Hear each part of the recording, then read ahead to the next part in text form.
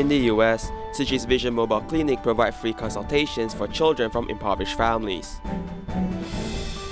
In Ecuador, Tzu Chi volunteers held the 7th food distribution, helping 1,500 households. Selamat datang ke DaAi Headlines, saya Simon Gan. Terima kasih menyertai sesi berita kita. In the United States, Tzu Chi's Vision Mobile Clinic once again drove into the school district of Southern El Monte in California to provide free consultations from the children from impoverished families. Take a look. Okay, if it feels weird, you jumping just a bit. Or do there it is until it goes away. Is it gone? Not yet. Keep going. Keep going. Is it gone? A little bit. It's working. After 1 year, Tzu Chi's Vision Mobile Clinic drove into the school district in Southern El Monte again to check the eyesight of the children from kindergarten to elementary school. Good job. The kids in the school district here are relatively disadvantaged, so we reach out to help them. They haven't checked their vision for a year. Everyone may be afraid to have an eye exam. For some of the kids, their glasses may be broken or their vision get worse because they've been watching on a computer for a long time. The pandemic has changed the way of learning, and it has also made it difficult to seek medical treatment for vision correction. And for the impoverished families, glasses have become a luxury item. I broke my glasses. I need some new ones, and thank you for my glasses. They're really not taking anybody in that much, because of the whole COVID. So the wait period is very long, in order for me to take him to go get his glasses. I want to thank you guys for this program. It can change their desire to learn and want to stay in school and want to pursue, higher education or anything like that. So any day you help their vision, it will make a very long-lasting impact on their entire life. With new glasses to safeguard children's eyes, their learning path becomes clearer and brighter. In Keelung, 70-year-old Uncle Wang lives alone. On New Year's Eve, the roof above his living room collapsed. Fortunately, he was not hurt, but he was unable to repair it. After learning about his situation, 25 Tzu Chi volunteers mobilized to remove the loose roof tiles and assist with the cleaning. Here's more. 房间都没有电，我把电源拔掉了。 The roof almost collapsed. Uncle Wang, the 70-year-old homeowner, still had lingering fears about the situation. 这一次除去到现在，我就没有压力好大。没关系，我们今天清理完了之后，压力就不大了。主要是说，因为 The main thing is that because he's always scared and he has no ability to clean, and plus he has serious diabetes, and secondly, he really doesn't know how to clean up. 如何来整理？这个电线要小心哦。 He suffers from multiple chronic diseases. After taking care of his sick mother, he ran out of the savings. After his mother passed away, he lived in a leaky old house. He could only put on the team on the roof. 长期漏水，然后导致他屋顶都塌下来了。要注意安全。好，要注意安全。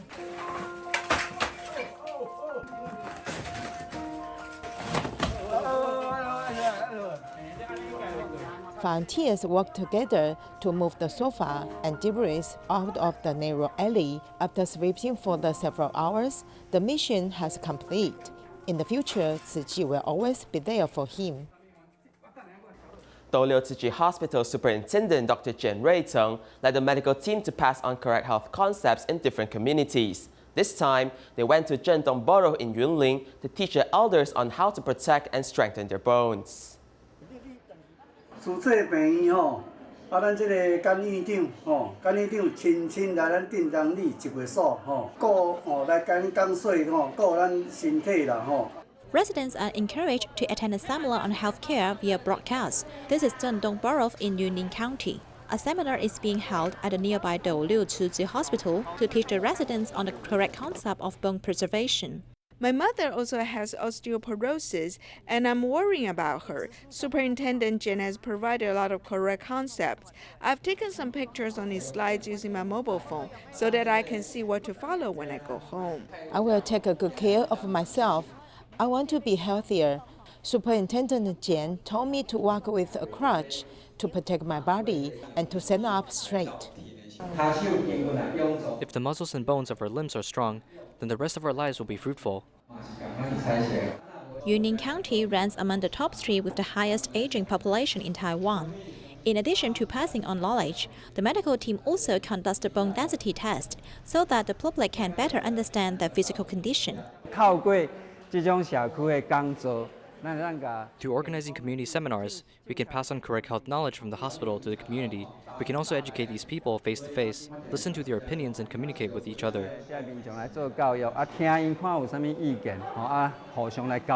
Facing the super-aged society, through lively sharing, these medical personnel hope to bring medical care into communities so that the elderly can lead a happy life.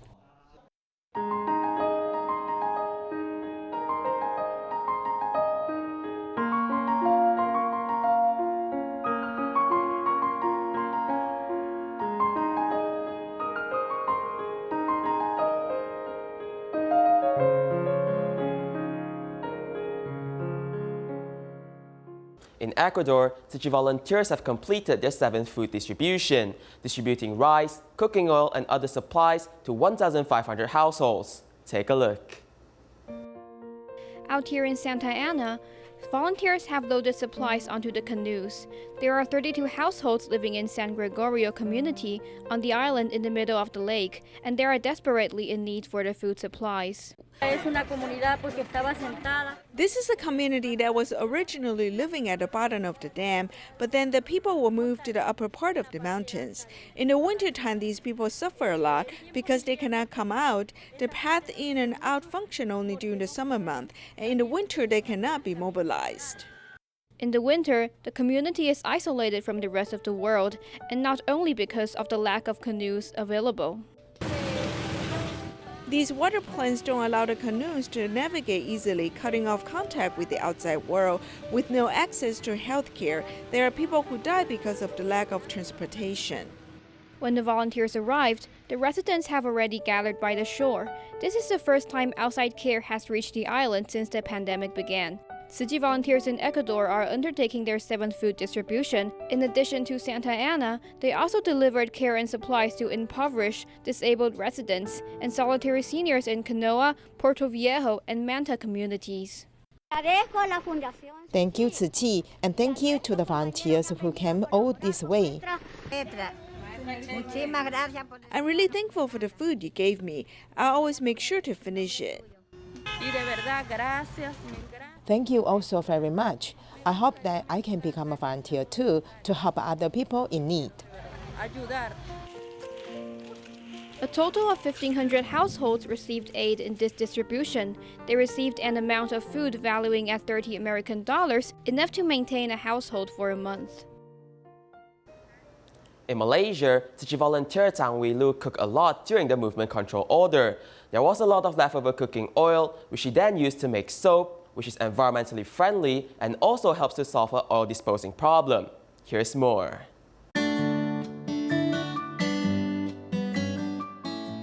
Tzu Chi volunteers gathered at Kuala Lumpur's Menyertai Mehua Recycling Education Station to make soap out of recycled cooking oil. The cooking oil we have used, no matter how little it gets into our ocean through the drainage system, is pollution to the ocean. If our action of saving it to make it into soap, the oil becomes something useful instead of harmful. We want to give these to our Chinese care recipients because we hope to educate that cooking oil can be recycled too. When using these recycled oil soap, they can help to protect the planet. After 2 days of drying the handmade soap, volunteers cut it and package it up along with a Jing's aphorism.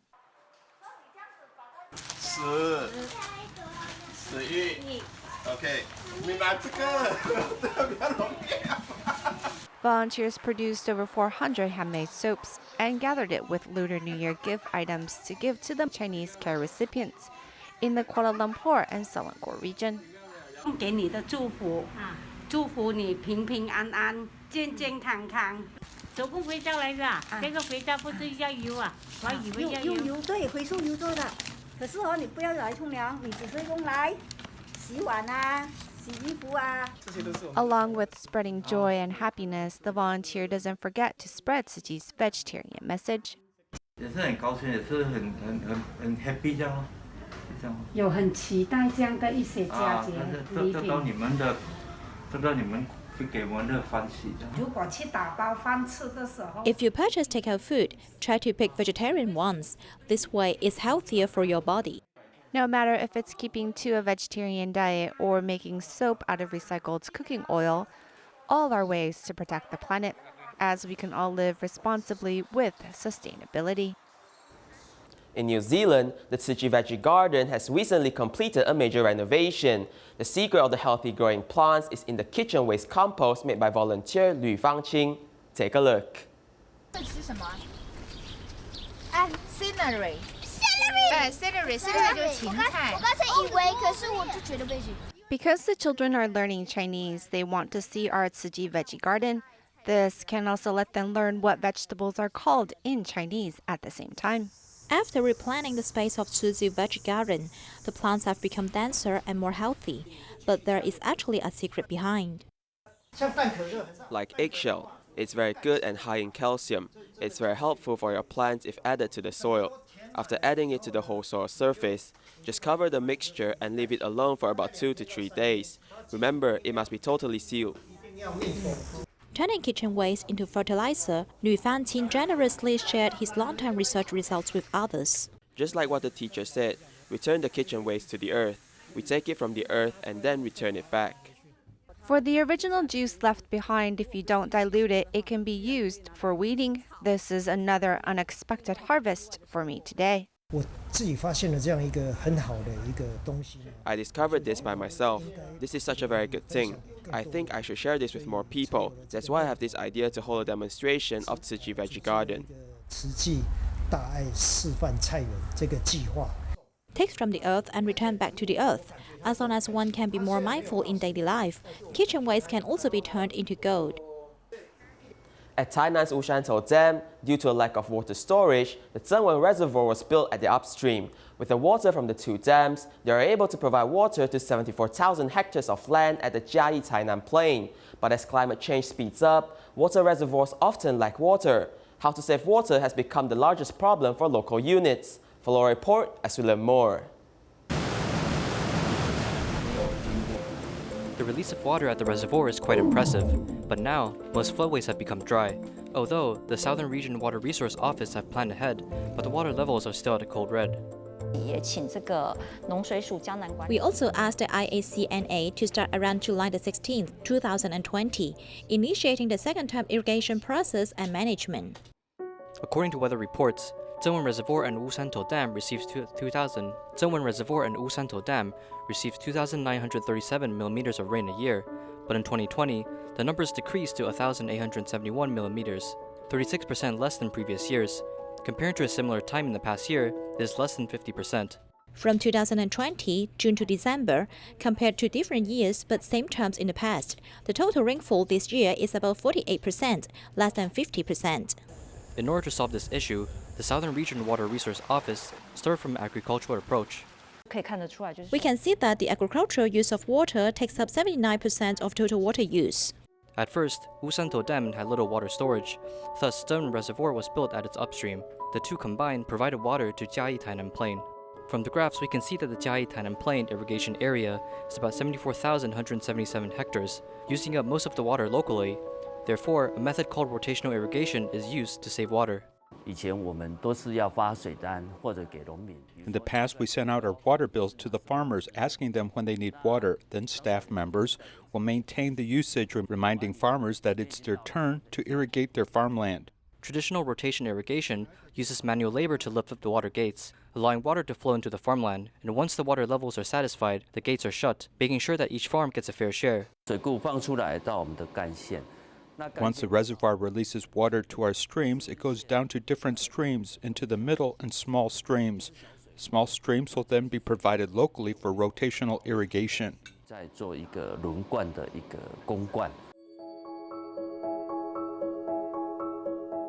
at the Jiayi Tainan Plain, one staff member of the Southern Region Water Resource Office has to manage 50 hectares of irrigation. Not only is the efficiency limited, On typhoon days, senior workers have to work in danger. The average age of our staff members as of now is about 70 years old and above. Maybe because there are less young people in the field of agriculture, which means that the average age in this field is high. So when seniors work, their safety and risk on duty are actually higher. In 2017, the irrigation plan started to kick off at the Jiayi Plain. Within 74,000 hectares of land, 110 hectares are machine-controlled, changing up the traditional methods. If I set for the water gate to go up, then I can control the gates by pressing the button. Using a phone, entering the desired height, the water gate stops at a specific point. Besides this, the machinery also provides a water usage monitoring system, allowing the user to adjust the water gate height at times. The devices cannot automatically raise and lower the gates, but our staff members can use the data and make several adjustments if needed. This means that human intervention is required. Now, manual labor is minimized as one may control the water usage at the comfort of their homes. Though IoT become normalized, the system behind this is actually developed and improved by TSMC. The Irrigation Association discussed with farmers about the water gate opening speeds. The farmers wanted 8 cm per minute, so we designed a water gate system that can open up to 10 cm per minute. Early designs include a solar panel along with a whole computer, using up space while being non-efficient with electricity. After TSMC joined, heavy equipment was no longer needed as a small solar panel holds up the entire system. However, the key to success is the small IC chip. On the controlling end, we use a microcontroller developed by MTK, and it's programmed with communication capabilities. When there are no solar power present, it can actually hold up to 7 days, 168 hours without any issues. After the efficiency improved, in the next several years, the Southern Region Water Resource Office hoped to save 4.5% of water each year. With the system, we may continue to improve its efficiency. Upon every hectare, the first term saves up to 390 metric tons of water per hectare. The second term improved up to 720 metric tons per hectare. Facing climate change, the agricultural industry experiences several difficulties as hydraulic engineering offices, along with farmers, worked hard in hopes of continuing the use of water. Taiwan has a population of more than 23 million people, but regular livestock breeding exceeds 100 million animals. Once a livestock farm is infected with a highly infectious disease, the entire animal population must be culled. In the past 6 years, more than 8 million poultry have been culled because of avian flu alone. These animal carcasses must be disposed of within a short period of time, otherwise environmental sanitation is a concern. At the moment, there are only 9 chemical plants in Taiwan that can legally destroy animal carcasses, as many wonder, where do the rest of these animal carcasses go? Follow a report as we learn more.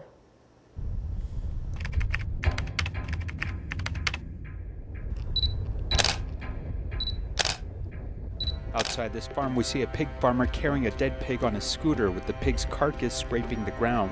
From Luzhou Township to Puzhu City, there's a person tailing him to see if he was dumping the pig. That's too much. You can't carry it over here and leave it. It's about 2 or 3 years. For epidemic prevention and sanitation, we notified the Jiayi Livestock Disease Control Center. Now there are dead pigs and chickens here. They should be kept on the farms. Yes, it is wrong to be left here, as this will pollute the environment.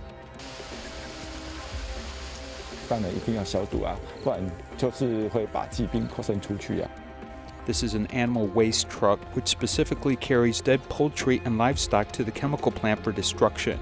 There are tens of thousands of animal husbandry farms in Taiwan, but there are less than 10 chemical plants that legally handle animal carcasses. In 5 counties and cities, the number of chemical processing plants is small. The ratio of animal husbandry farms makes their number far from sufficient. It's unavoidable that these animal waste chemical processing plants will lead to air pollution problems as the government decides their allocation. Many livestock farms are facing problems such as wanting to spend money to sign a contract with these animal waste chemical processing centers but are unable to do so. Therefore, the disposal of animal carcasses and the disposal of manure and urine are both big issues for the future of domestic animal husbandry. During the process of transporting dead animals, the transportation itself is a carbon-emitting process. In addition, pathogenic bacteria spreads around. If A sends animals to B, and after receiving it, it goes to C location, a series of pathogenic bacterial contamination will also accompany pollution. According to statistics from the Council of Agriculture, as of the end of 2020, Taiwan raised 5.5 million pigs, 150,000 cattle, 130,000 goat, 8.36 million ducks, 1.09 million geese, and more than 99 million chickens. The population of Taiwan is only more than 23 million. These 6 types of livestock alone account for more than 100 million animals. According to regulations, animal husbandry farms must sign a contract with the legal animal waste chemical plant to deal with dead animals. If not, there must be legal chemical animal waste processing equipment on the farm. Sometimes a sick pig isn't found for a day or 2 after it dies. It then becomes swollen, and these animal waste chemical processing plants won't accept it. If these animal waste chemical processing plants won't accept these dead animal carcasses, then where do they go? Zhanghua's Dongluo River is one such location. The animal husbandry industry threw dead pigs and ducks into the river, which flow to the middle and lower reaches of our Dongluo River. Slowly, the diseases amongst pigs seems to increase. Once a highly pathogenic infectious disease is detected on a livestock farm, tens of thousands of livestock will have to be buried.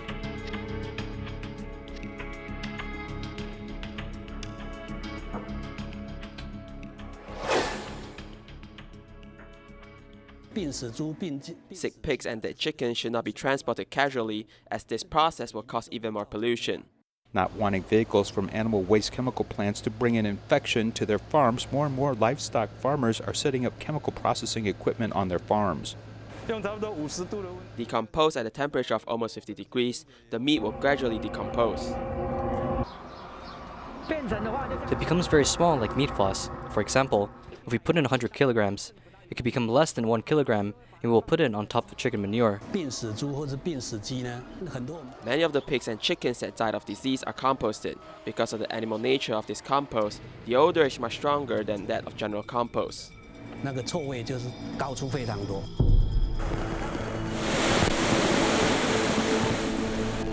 Natural disasters can lead animal carcasses to explode overnight. 2009, Typhoon Morakot drowned more than 1 million pigs and chickens. They were restricted in their pens as these souls all wanted to breathe, and a whole row of them had their heads up when they died. The carcasses of poultry and livestock decay when infected with pathogenic bacteria, led these animal waste processing plants to operate continuously for a few days. At that time, the chemical plants began scheduling this disposal work for farms, with some animals needing to be buried. When these animals were born, many were worried about them getting sick, but now when they pass away, many are afraid they will pollute the environment. Raising poultry and livestock can really be an exhausting way to simply satisfy the appetites of human beings. In Malaysia, Tzu Chi volunteers sent books to the Penang Chinese Girls Private High School and shared their experiences with the teachers and students. We'll leave you with these images. Thank you and goodbye.